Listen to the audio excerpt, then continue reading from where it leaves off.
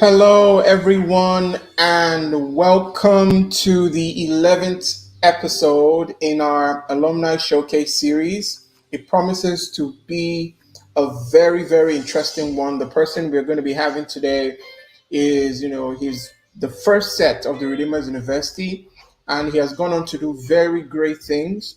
So, before we bring him on, I just want you to, get yourself comfortable, relax, and, get set for it's going to be a very interesting conversation. It's somebody who I also know personally, so it promises to be great and it promises to be fun. Please disregard my background. It's one of those things when you you live that bachelor life. So, but welcome again. Please, if you're logged in, please take the time to share to other alumni so that they are aware that we are live right now in this very moment. Once again, the whole idea of this platform is just to highlight different alumni who are doing great things out there in the world and gain wisdom from all the things that they're doing out there. So that's why this alumni showcase has been set up. And it's been a good journey so far. Our 11th episode, it's we've interviewed a bunch of brilliant people as we've gone through. So if you want to catch up with some of the interviews we've had, you want to go to our YouTube page, Redeemers University Alumni. You're going to see a collection of all the episodes we've done so far, so you can avail yourself of that wisdom that they all have to share and bring forth. All of them have brought forth different pieces of wisdom that even I personally have taken from. So, like I said, just get ready. We're about to take off. And before we bring on our guest, we're going to go on a short break. And when we come back, we will, be bringing up our guest in the next segment. So sit back, relax as we go on this short break. Thank you.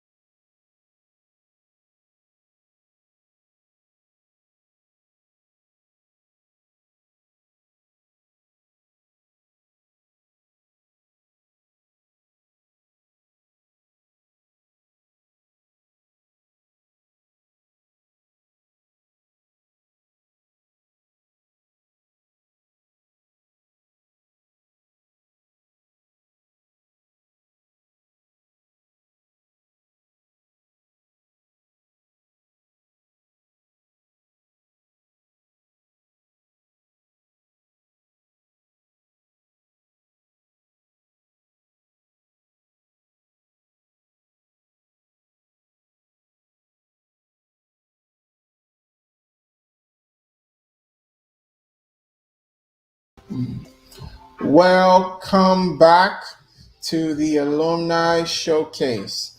And now we are going to be bringing on our guest. He goes by the name of Tolu Akinola. He's, like I said before, he's an alumni of the very first set of the Redeemers University. Uh, he's a graduate, if I remember correctly, of the Department of Biochemistry. He was a very ardent chapel person, and he played the saxophone. I think he started learning the saxophone when he at Redeemers University. So it's been a long journey so far. So once again, please let's engage in the chat. Put your comments, put your questions. We'd like to see them. And now we will be welcoming our guest for today on stage, Tolu Akinola. Hello, Tolu. How you doing? Hi, Wale. Good evening. It's evening in Good. Nigeria. Sorry. Good. Good evening. Good evening. Good evening. How have you been? How's everything been going? I'm great. I'm awesome. Everything is fine. We thank God. How are you? Oh, I'm doing great. I thank God. It's just another day. It's a weekend. It's the weekend. We're just chilling. Nothing major. Nothing out of the ordinary. So it's good. It's good. Thank God. It's good. Awesome. Awesome. Awesome. Good. We thank God. It's good. We thank God. So yeah. So how's everything been? How is business? I know this part is in two segments. So we'll just quickly go into your time at Run. Before you came on stage, I was telling everyone that you graduated from back. You were the first set. You had people that went to test the waters for us before we stepped into the game. And you guys had, uh, like it's popularly said, you guys had a different experience from the second set, even though it was on the same premises, but it was a different experience. So, can you speak to that? What your experience was like, in Run at the initial stage? uh, my experience in Run was amazing, right? First of all, the vision of the school, the setup, the environment, the teachers. It was really a I first of all, I can say you mentioned earlier that I'm a chapel boy, but the funny thing is people look at me and think that eh, I'm far from that. Maybe because I keep beards, wear jewelries and stuff like that. So I grew spiritually in Redeemers University. I met a whole lot of great and awesome persons. Some of my friends till date, right? Of course, my friends till date are, folks that I met in Run, my customers, and all of. So it was a great experience for me. Actually, it was a total all round great experience for me. Yeah. Awesome. That's awesome. That's great. That's great. That's great. So, I mean, you did mention like, it's kind of interesting that people think because you kept being not spiritual. That's a very funny conversation, and people have a lot of things, but honestly, that's just funny. So, just take us through the journey, like, first day in Run, you know, you know, for anyone who knows, Redemption Camp is a totally different beast of an environment. You walk in there, it's just total serenity. Few people were Yeah. at the time, there were few people on camp. So how was it like, all of you, like the whole set, the number of you were just thrust into that environment that is kind of a holy ground of some sort of prayer and everything, and you bring a bunch of people from different backgrounds with the rowdiness of students. How was it that very first those first semesters, if I can call it that way?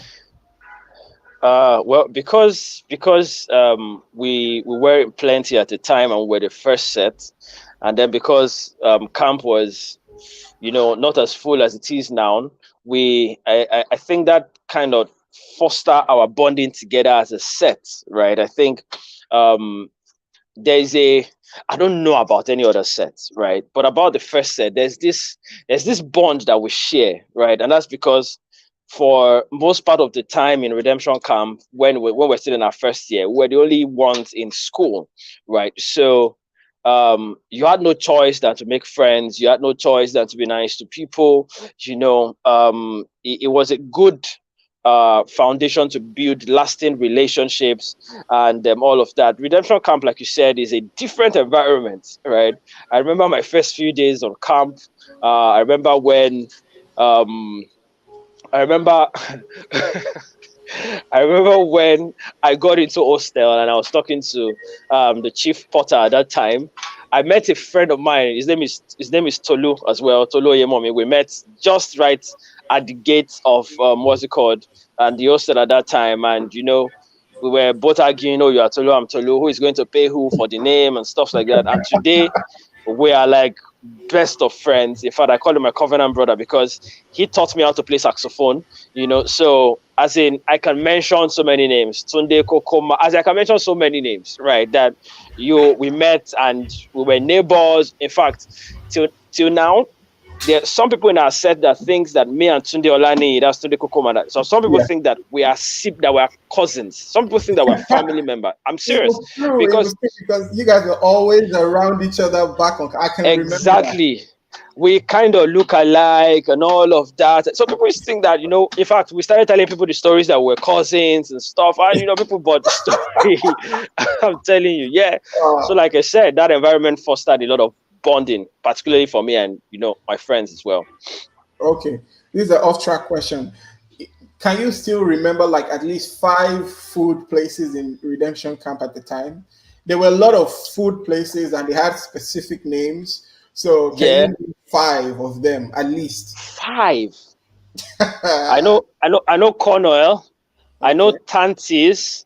I Yes. know is this woman beside Tantis? I've forgotten her name. In fact, King. she I later realized that she's a friend. She I don't know if it was or is. She's a friend of my eldest sister, my pop's Oh firstborn. wow.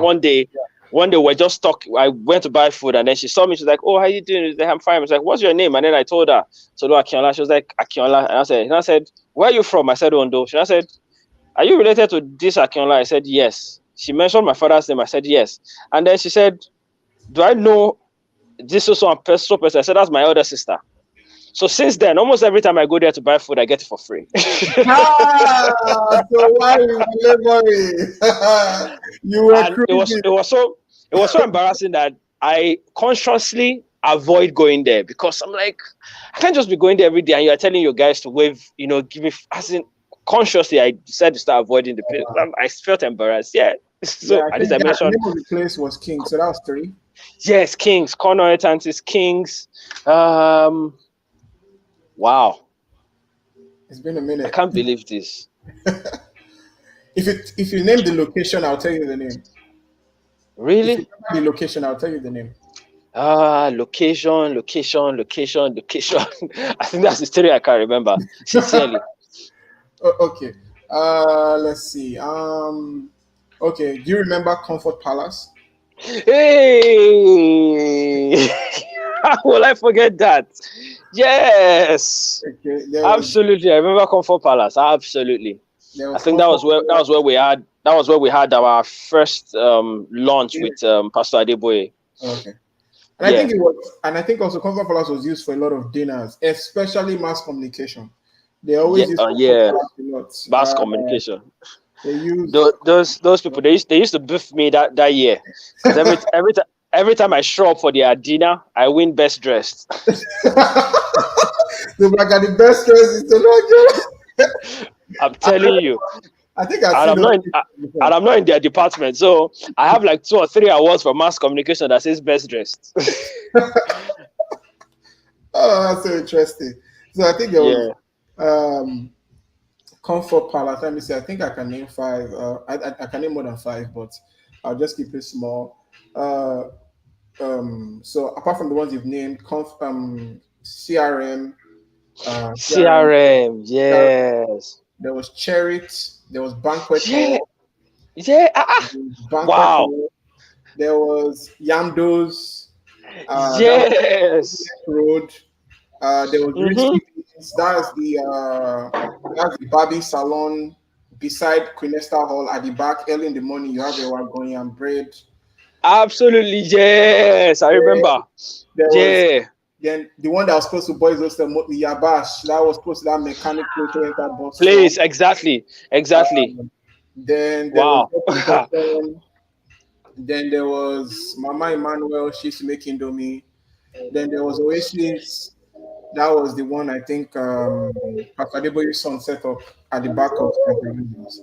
So yeah, I mean, Yeah. They were doing fried something and yeah, fish and stuff. I moved Yeah. I around. remember. I remember. I moved Wow. around a bit. Wow. Or I moved more. You try to. You have all No, these names in your head. for some reason, I mean, so it was kind of my occupation. I went to run for the food, not for the education. So I was just, so I really just went around eating every single thing. I knew all the food places. I can name every single one of them, but that's great. So in your time in run, like, what will you say at the moments that stood out for you, like memorable moments, like events or something that you just say, okay, what were the memorable times you had while you were in run?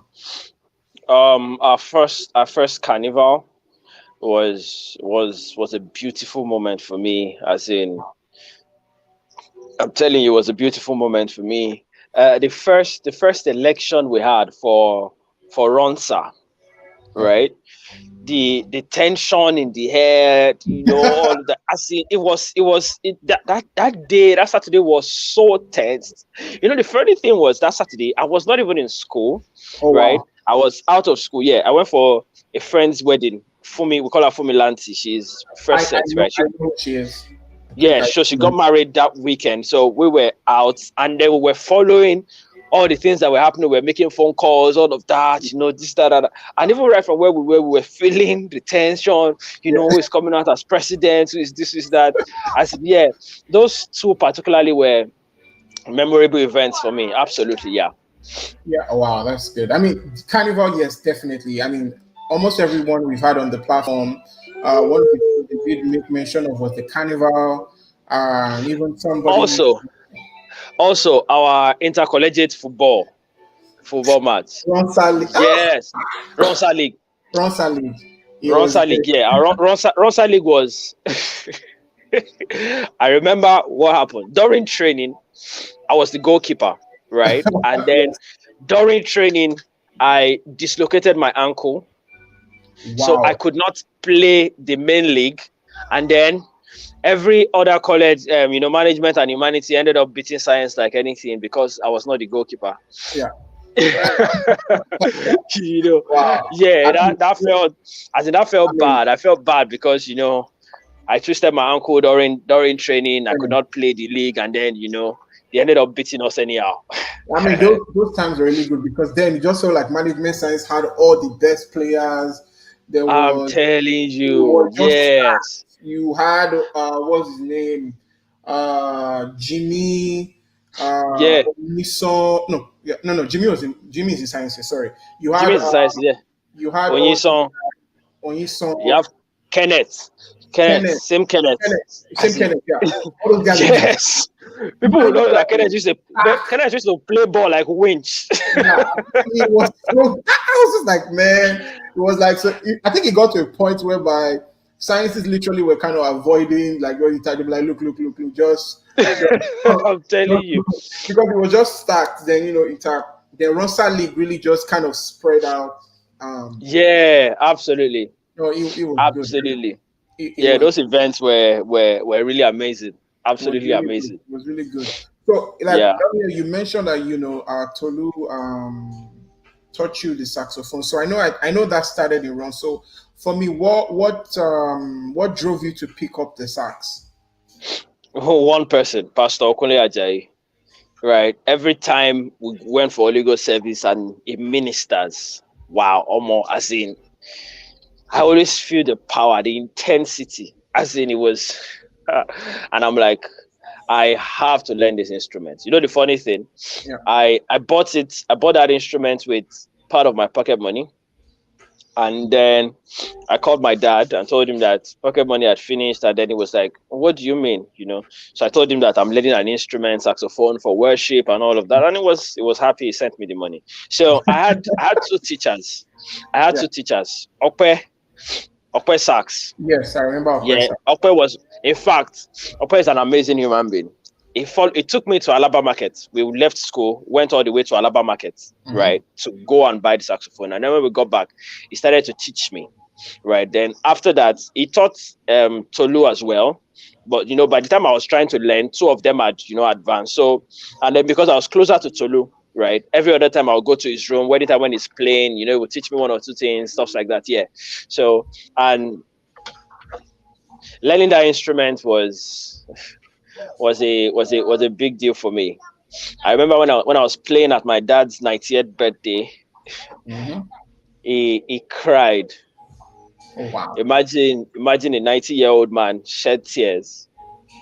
Wow. While I was playing worship in church for his 90th birthday. He cried, and so before he passed on, every year because of me, my dad started to host Christmas carol service in our house. Oh, wow. And then I must come from Lagos to come and play. I'm telling you, there was one year I said I wasn't coming and all of that. He told my mom to call me, that I have to be around. My mom called me and said, your dad does this because of you. You have to be. I'm like, yeah. So it was. And then one day before my popsy passed on, he was sick. Yeah. And then he just woke up and then just stopped my mom and said she should call me. I'm like, okay. So she called me on the phone and said, your dad wants to talk to you. So got on the phone. I was like, "Hey, Pops, what's up?" And we're just talking. And it was like I should never stop playing the saxophone. That he sees me minister in front of large number of people. There was healing and all of that. So I told by the time it was done with the call, I asked my mom, "Alpha, what was it? Was he watching TV? Did he see somebody play?" And then my mom said no, that he was sleeping. He just woke up and said I should call you. So yeah, that's how the saxophone journey began for me. Yeah, so that's how I became a minstrel. Wow, that's amazing. That's amazing. I mean, it's kind of interesting to see like one of the common themes across all the people we've spoken to is the fact that some of the pivots in their journey just started from the associations and relationships, or just something about about Redeemers University that just pivoted people a little bit. For me, for me, I think I went, like I said, I went to school for food, so all those people, all those people really didn't happen uh, much per se. But like you said, core of who the people I know now are, people from Run. Also, so like I know, I mean, in the biochemistry department, if I remember correctly, I think. Yeah, Which so like what was like I can't remember the professors we had. Professor Merrily, there was uh Dr. there was Sojin. Sojinu. Yeah, What's his name again? This very quiet guy.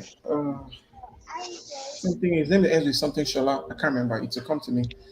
Yeah, it will come. But like, how was biochemistry, the whole biochemistry experience? And even what even made you initially going to study biochemistry? Because we're biochemistry. going to talk, because after this now, the next half of this, we're going to talk about like the pivot from that to what you're doing now. So, but before that, like, why did you pick biochemistry? Like, what was the journey to biochemistry? What sparked that journey? Okay, so I wanted to be a medical doctor Okay, because um, um, I grew up believing that to help people you have to be a medical doctor, okay, right? I grew up believing that, so I wanted to be a medical doctor, and then that led me into, of course, no, my dad also wanted me to be a medical doctor, so yeah, that's all of that. that and every yeah, all of that and every led me into biochemistry, Okay, right? So yeah, that was how I found myself in biochemistry. The experience was amazing. The, the lectures were let me say how my best experience as a biochemist was when we started practicals. That okay, was my best experience. You get, because especially a final year project where we had to deal with lab rats, disconnect their backbone, cut them open while they are still breathing, take blood from their tiny beating hearts, all of those things. It was fun for me because that's like the first time I was doing something hands-on, not that I'm learning pathway that was taught 100 years ago. I'm serious, yeah. Pathways that were taught 100 years ago, stuffs like that, this, that. How you are supposed to add one thing to one thing, and then you get maybe a blue solution. All of those things are like predicted on yeah, paper. So it was not really fun for me, right? yeah. Until that final year exactly. So biochemistry was good. Yeah, it was good. I think I enjoyed it. I think so. All right. So we'll take a break here. When we come back, we'll talk about the pivot. That's what I'll call it, like the pivot from biochemistry to where you are currently. So we'll just take a short All break. right. We'll come back. We'll continue and ask you more Oh, questions. all right. Thank you. Yeah. All right. Thank you. Yeah.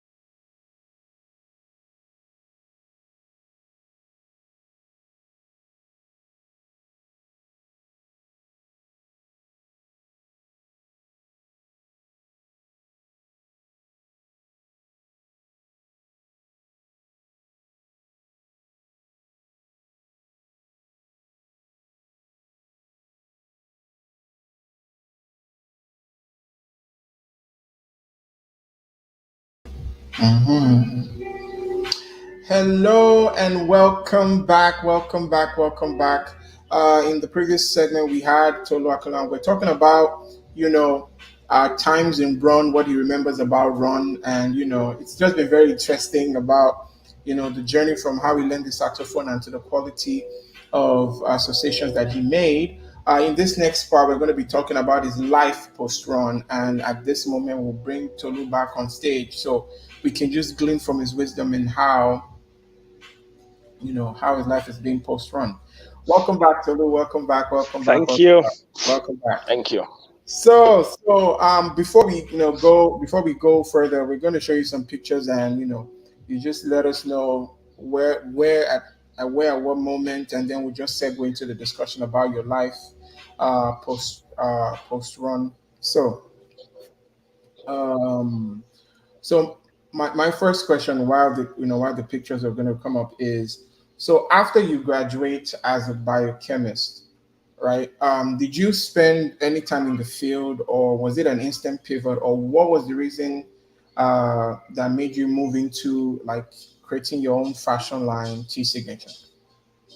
Well, okay, so I actually started in school. I started in my final year, right? I remember Keisho, we call him Keisho, right? Yeah, He's Dr. Kayode now. yeah, He's one of the guys that head the research institute in currently in Redeemers University. yeah. So himself and Charles Dairo used to run an entertainment group, right? LOV. So LOV, yes, thank you. So they used to run LOV. I just I just remembered now that I used to Hey. oh my goodness. So and then one day he came to my room and saw that I had sketches, right, of different designs and stuff, and I was like, oh, it was like, wow, that what if I make some for like their top guys. They were expecting sponsors from like top organizations and all of that because I'd written to them. So they wanted to make like suit and stuff for like about maybe like 15 or 20 of their members. you know so he had seen my design, he had approved them. So that, and of course I was in school, I could not sew. So that sent me on a journey to look for how I can produce those designs. So I went to Lagos Island Market, found where they sell fabric, found where tailors were at the time, price fabric, asked tailors how much we're going to do stuffs, and then I concluded the end of production. So got back to school. I was waiting for the contract to come through, but unfortunately, they didn't get the sponsorship that they were expecting. But then at the time, I already have contacts of tailors. I already had contacts of where fabrics was being sold and all of that. So when we went home for holiday, if my brother's friend, my elder brother's friend, was getting married and I needed a black suit, right? So I went to the market, made a black suit, and then that was basically how I started. Right at the time, me and my elder brother, we used to wear the same suit size. So after the wedding, I realized that he started to wear my suits to work. He was working in an oil and gas company at the time. So, and he had Hugo Boss pinstripe suits, all of that, as in, but because of the fitting and all of that, the cords, the all of the suit I made, he preferred it to the ones he had bought ready made off the rack, and all of that. So he started to wear my own suits to work, so I could not bring my suits to school. So basically, that's how I started. So when we're going to resume, I went to the market, made like 10 shirts, a few trousers, I don't think I made suits, maybe waistcoats, and then came to school. And then, I started to wear them and people were like, oh, wow, nice shirt. And I'm like, oh, I made it, and then that's how I started. Femi Akiremi, I'm sure, of course, I'm sure you know him. Femi Yes, I Akiremi was one of my first customers. I think he ordered like 7 shirts at that time. He was one of my first wow. customers at that time. Yeah, he was one of Wow. my first customers. So that's how T Signature started. Oh wow, amazing, amazing, amazing. So like so when you started, you didn't even think of, okay, let me probably just stretch my leg in the you know so when you started, you just instantly perished the thought of medical school? of using biochemistry Yeah. certificate to work, right? Well, yeah, I think so because since I already started in school, by the time we were going for youth service, I remember I served in Abia State, but I was having to come back to Lagos like every 2 months or every month because I had orders. You Yes. get my brother's friends of people that I'd made clothes for, stuff like that. So I had to travel from Abia State to Lagos like almost every month, to make orders and stuff like that. So it was I didn't have to think about it like, okay, should I work or not? I hindsight, I think that I would have preferred to work.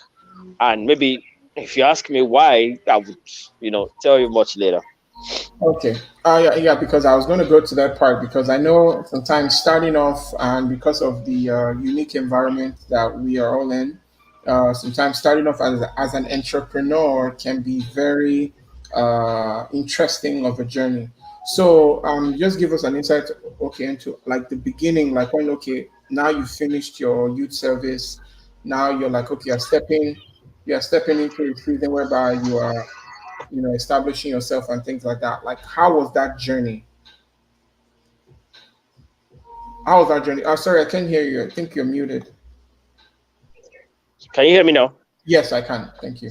So, I hmm, when like you said, when I started, I I think I registered my business in 2011, just shortly after. Okay, youth service was 2009, 2010. So at that time, I'd not officially started, but I was making clothes.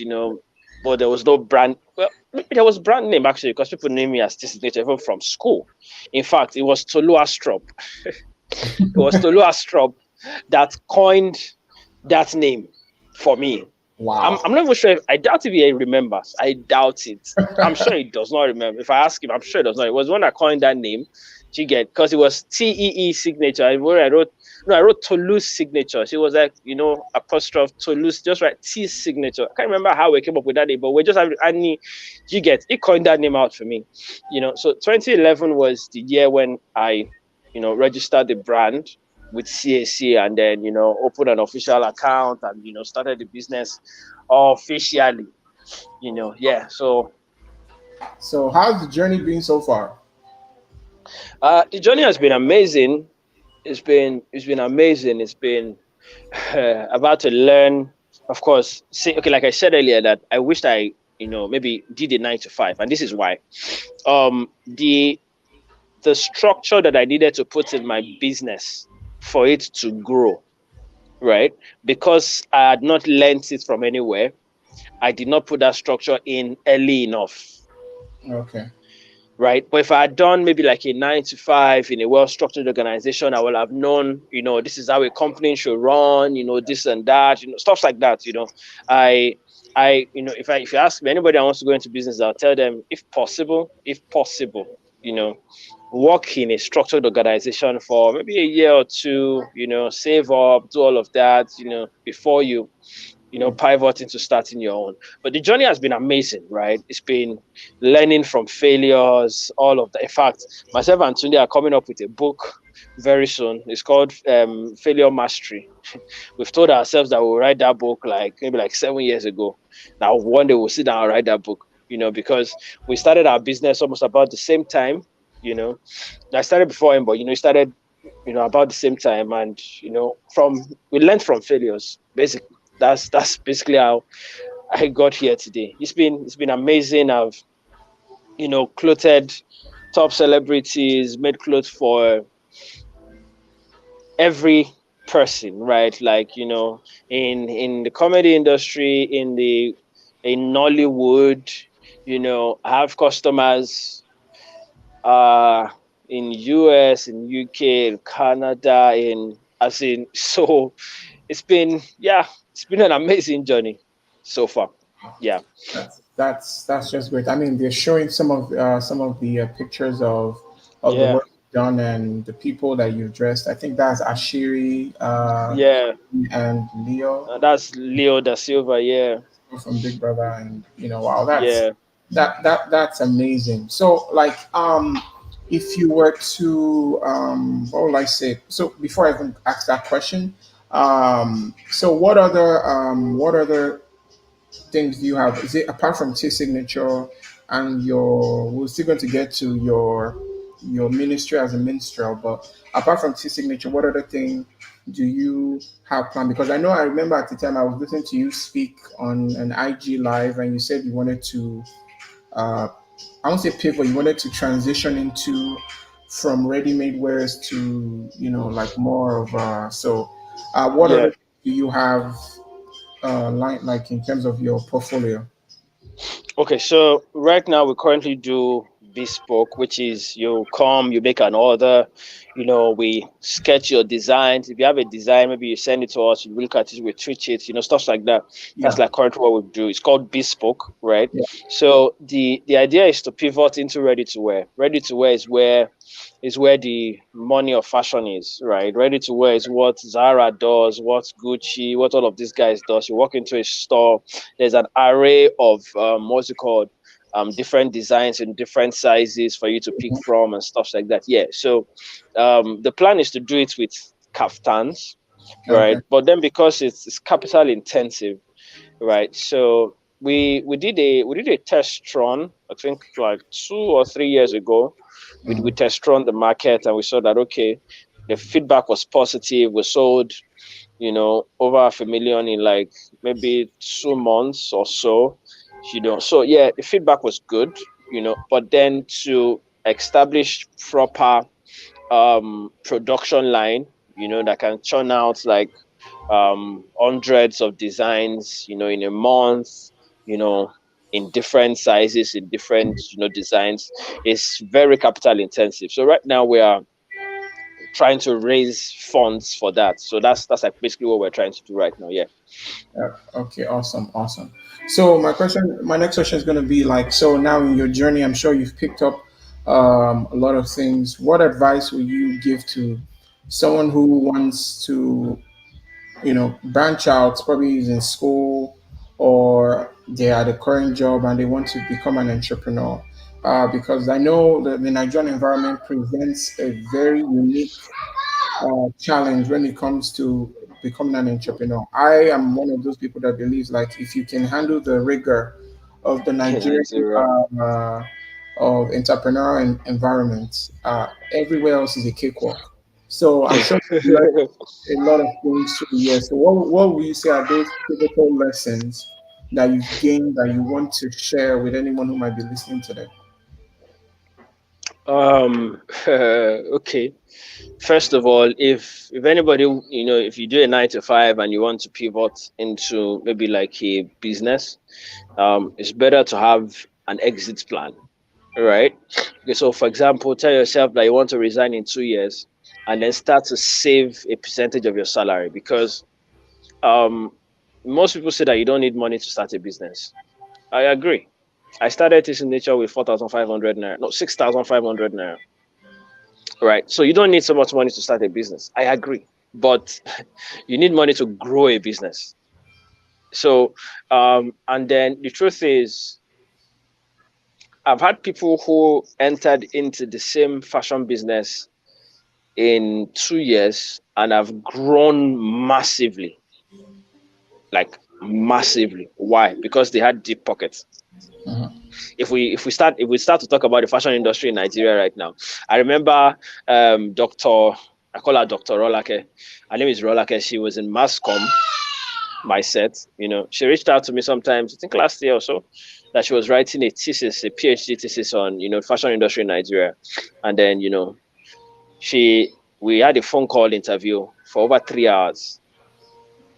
And by the time I was done, she was like, "Wow, you are very knowledgeable about the fashion industry." I'm like, "Yeah, of course I am because I've been doing this thing for years." So you don't need money to start a business. I agree, but you need money to grow a business, right? So you can start a business and not need money in the first 1 month, but for you Mhm. to grow that business, maybe the next month afterwards, you need money. For example, for a fashion business to grow, you have to constantly always put out collections, fresh designs so that people can see how versatile you are. And to do collections, it requires good funding. For example, good photography right now in Nigeria, if you want to get good photography right now in Nigeria, you should have between 350 and 500K. That's photography. I've not talked about producing the clothes. I've not talked about paying the models.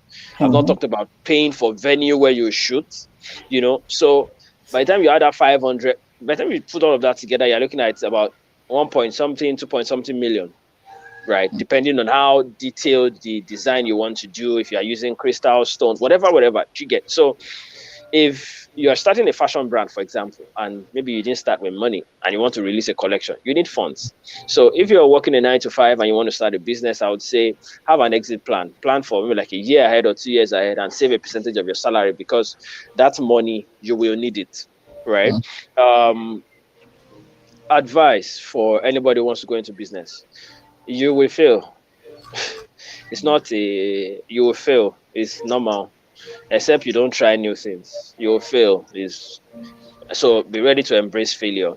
And when you embrace failure, you have to be ready to learn from it as well, right? So that, because you learn more from failure than you do from success, right? So be ready to try new things, be ready to do things that nobody has done. Don't be afraid to start, because at the end of the day, you have one life. So get out, be optimistic, take risk, as in do everything you can to take risk, high risk, low risk, medium, take every kind of risk, because man, your life depends on it. It actually does. So yeah, that's what I would say.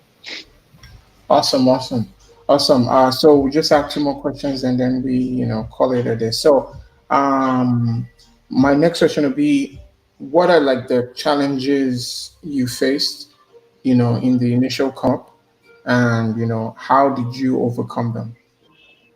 So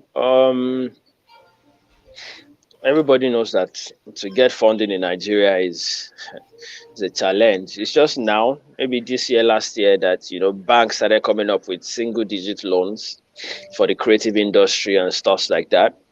So before now, accessing funding was a huge challenge, Mhm. right? So that is one. How did I overcome that? Bootstrapping. Friends, family. I told you earlier that I did a test run, of the ready to wear brand and all of that and every year. So I had to take a loan from a friend. I took a loan from a friend, and that's because he had seen that I've been consistent over the years. Yeah. So when I told him that, okay, I need so and so amounts, to further push my business, he didn't think twice, because he knows that. And in fact, he told me, you have been doing this for years. You definitely know what you're doing. So, you know, right. So bootstrapping, friends and family, and all of that and every skilled labor. Skilled labor is one thing that is very, it's not like it's scarce sort of, and then sometimes expensive. And I will explain why. The reason why it's scarce is because before now, tailors used to come in from Badagry, Togo, all these neighboring countries when Naira was strong. Yes. Do you get? So they come here and work and then send Naira home. You get, it's like it's like, traveling out to work and you're making much money and all of that. But then Naira became weak, and then most of them didn't see reasons to keep coming anymore. So that's one. We're still balancing it, because I can't say I've solved it. We're still balancing here and there and stuff like that. Yeah. So that's like, let's not even mention power. Yeah. you know, yeah, power is an issue in Nigeria. We run Gen almost 24 hours, almost. Sometimes when there's no light, you spend thousands of naira on fuel in a day. So if you scale that through the week, you know. So Wow. yeah, yeah. That that is really really interesting. I mean, gone are the days of tailors having the manual whereby they step on it and they do da da da da da da da da da da. Da. But you can't really Yeah, do those prints and designs using the what do you call it? The exactly. The manual machine, and of course, the manual machine is not as neat as the industrial. yeah. So, and of course, industrial is faster. It's just so yeah, Wow, absolutely, interesting. yeah. So my last question would be, before some parting notes would be, so you serve as, you are both a minstrel and a businessman. Like, Yeah. how do you, because I know sometimes there might be, because of the nature of what you do, there might be some spillover. So how have you been able to um, manage both?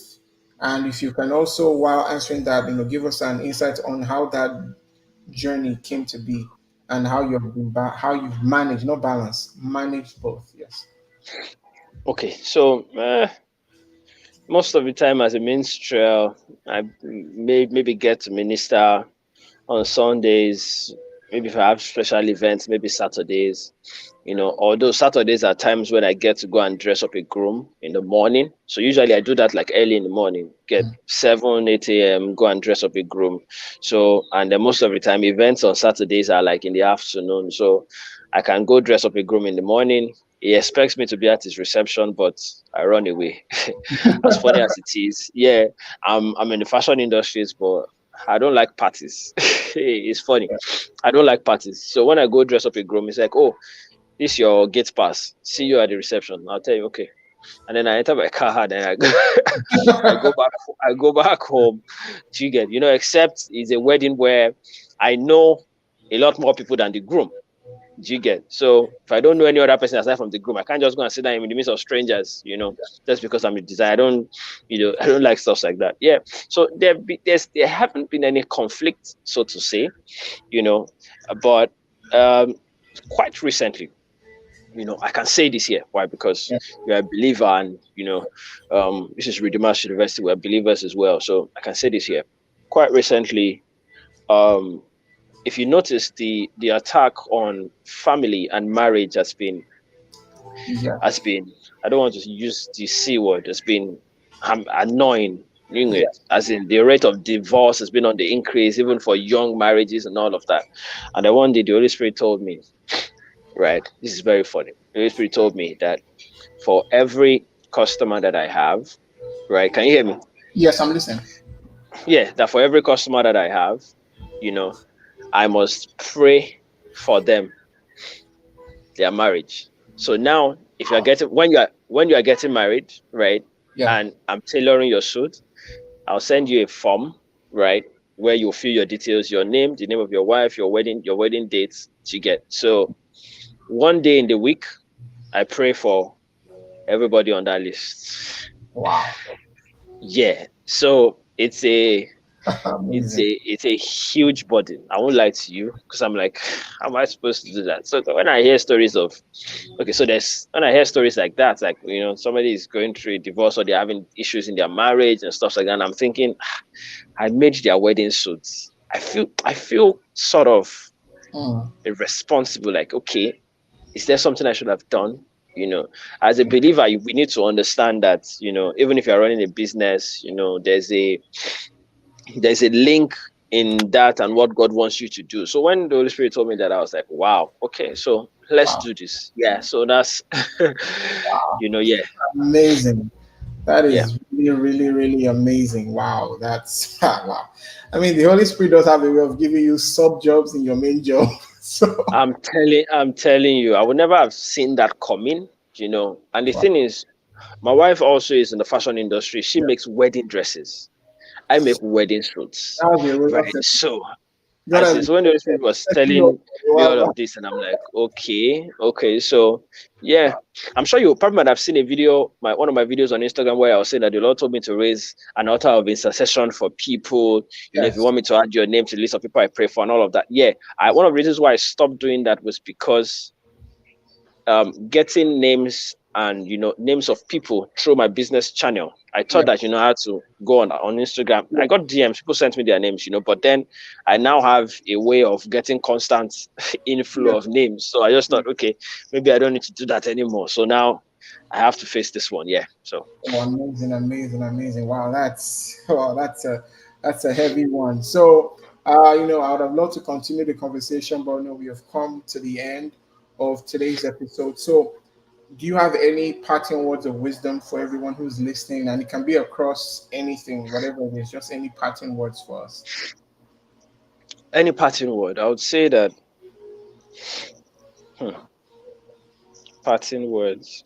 Okay, so let me put it this way. Um, when we were kids, right? Our parents were responsible for us and all of that and and then we grew up, we started making money. Nobody needed to tell you to start sending money home. Yes. You get nobody needed to tell you to start taking care of things in the house, and all of that and every. Yes. So I want to translate that to the kingdom, right? Mhm.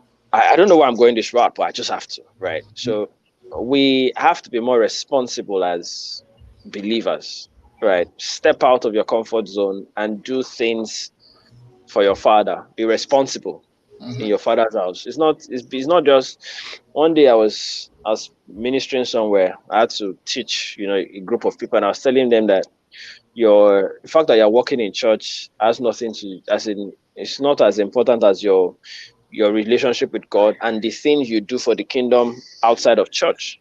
Yeah. What you do for the kingdom outside of church is more important than you being a worker in church. When you're being a worker in church, yeah, but then most people become workers in church and then they don't do anything outside. They just feel like they don't become responsible to extend the kingdom of God. I don't know why I'm going this route, but then Mhm. I'm a minstrel anyway. So Yeah. I later realized I'm a prophet. Don't worry, me and you will talk about that in Yeah.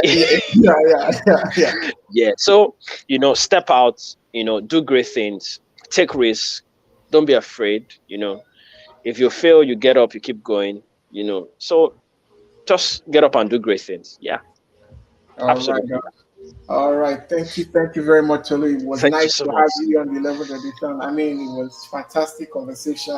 It was good to, go over all the food places in Iran and all the memorable events and all Yeah, the insights. I was really, really, really great to have you. Thank you for thank you joining so us. much. I really appreciate your time. Thank you.